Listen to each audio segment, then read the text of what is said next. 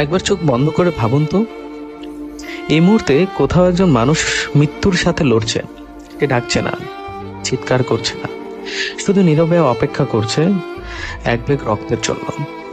হাসপাতালের কোণে একটি মা বসে আছে। তার চোখে ঘুম নেই, হাতে মোবাইল নেই, শুধু একটা প্রার্থনা, হে আল্লাহ, কেউ যদি রক্ত দেয়।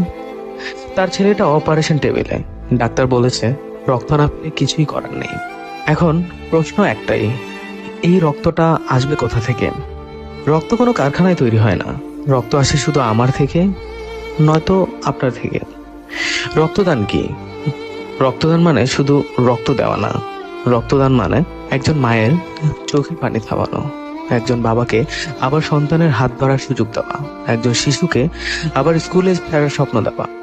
ধরুন, রাকিব নামে এক যুবক, সে কোনোদিন রক্ত দেয়নি, ভাবতো সময় নেই, অথবা দুর্বল হয়ে যাবে, বা পরে কখনো। একদিন হঠাৎ খবর আসে তারই ছোট বোন অ্যাক্সিডেন্টে মারাত্মক আহত হয়েছে, প্রচুর রক্ত লাগবে। রাকিব তখন দৌড়চ্ছেন, কিন্তু এবার সে নিচ্ছে, দিচ্ছে না। সেদিন রাকিব বুঝেছিল, আজ যে রক্ত দরকার, কাল সেটা আপনারও লাগতে পারে। রক্ত দিলে কোনো ক্ষতি হয় না, বরং উপকার হয়।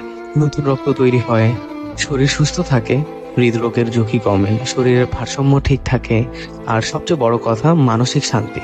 একটা মানুষকে বাঁচানোর শান্তি যার কোনো দামের তুলনা নেই। অনেকে ভাবে রক্ত দিলে দুর্বল হয়ে যাবে। সত্যটা কি জানেন? আপনি মাত্র 350 থেকে 450 মিলি রক্ত দেন, যেটা শরীর খুব দ্রুত পূরণ করে নেয়। ডাক্তাররা বলেন সঠিক নিয়মে রক্তদান করলে তা সম্পূর্ণ নিরাপদ। সমাজের কথা কি জানেন? আজ আপনি রক্ত দিলেন, কাল অন্য কেউ দেবে। এভাবেই তৈরি হয় একটা মানবিক সমাজ, যেখানে মানুষ মানুষের পাশে দাঁড়ায়। ভাবুন তো, একদিন কেউ বলেছে এই জীবনে বেঁচে আছে কারণ কেউ একজন সেদিন রক্ত দিয়েছিল, আর সেই কেউটা আপনি। এখন আপনি সিদ্ধান্ত নিন, আপনি যদি সুস্থ থাকেন, 18 বছরের উপরে হন, তাহলে রক্ত দিন, কারণ আপনার রক্ত কারো শেষ আশাটুকু। রক্ত দিন, জীবন বাঁচান। আজ আপনি দাতা, কাল আপনি প্রাপক। মানুষ হয়ে বাঁচতে চাইলে রক্ত দিন।